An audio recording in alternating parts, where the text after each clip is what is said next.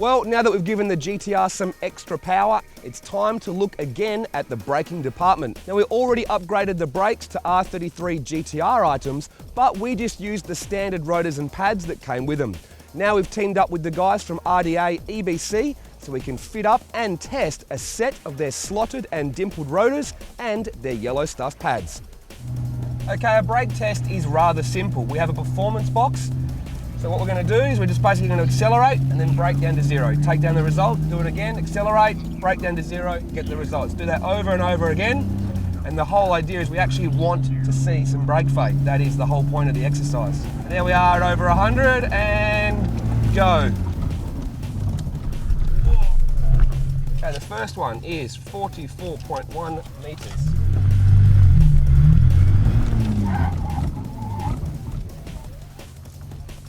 That's better, 36.3 meters. As you can see, the GTR needed a little bit of warmth in those brakes to get those Nismo pads working properly.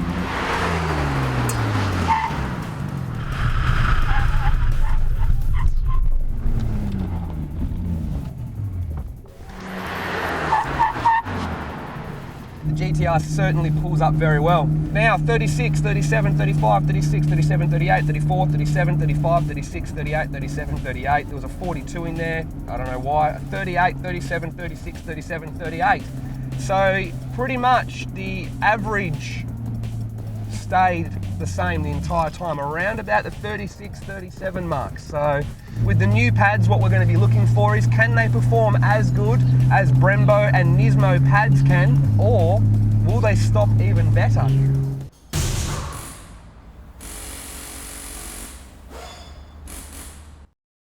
Okay, the new rotors and pads are on. I did the recommended bedding in procedure on the instructions, and the car has since done probably around about 150 kilometers of regular driving on the street. I've driven the car for the exact same amount of time and distance to the exact same location, very similar conditions as you can see. Okay, let's get our first stop underway now. Woohoo! 38.2 meters.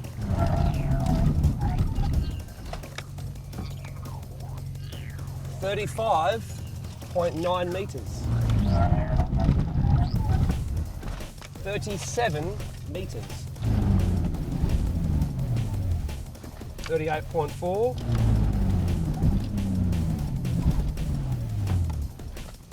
51.6.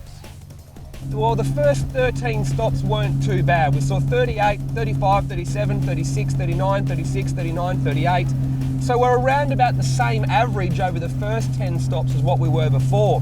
But once we get to the 13th stop, the fade starts to kick in on these pads where it didn't on the old pads. Now you're probably asking, are these pads as good as the old pads in the car? Well, yes and no. These ones brake better cold, but they do fade after a little while. I mean, it did take 13 hard stops in a row, and this is a heavy car, and there was no pause in between brake, accelerate, and brake again. So it still did pretty well, these pads. A lot better than a standard pad would. Compared to the Nismo pads, they did start to fade. For a street car, you wouldn't get them as hot as what we did just then.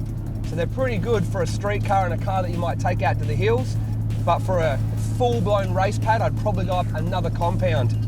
So that's exactly what we did, fitting up a set of EBC blue stuff pads to the front of our GTR. Okay, the blue stuff pads are in. Let's see what they're like, shall we?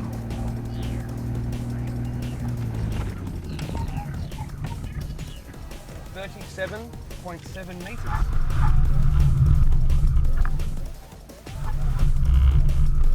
Fifth stop, 34 meters. That is the best stop we've had to date so far. 33.6 meters. Okay, let's check out the data.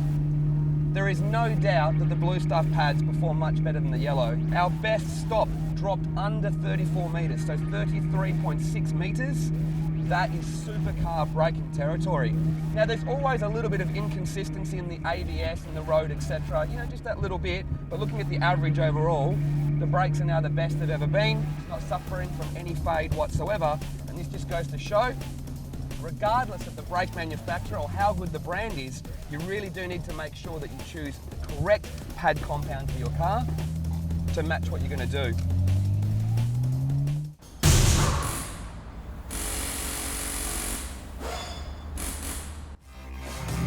It didn't take long for the power bug to hit again, and the GTR was back on the dyno. After installing a set of Tomei Type B Poncams with 260 inlet and 270 exhaust. Our power-sapping tyres meant we started off with 300 kilowatts at the wheels. Con set the ignition timing and Jim started tuning with the cams set on 0. The map had to be adjusted everywhere to suit the new camshaft.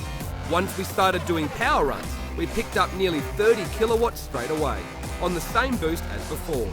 But that's the easy part. Next, we attacked the camshaft timing. As this was a new combo, it would require some trial and error to get it right.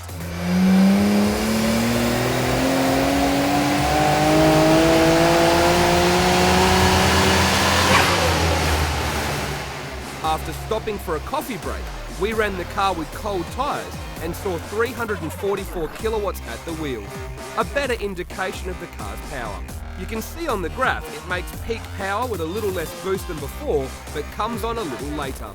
A quick adjustment of the inlet cam saw that bottom end power returned, while gaining more top end power and a larger power band.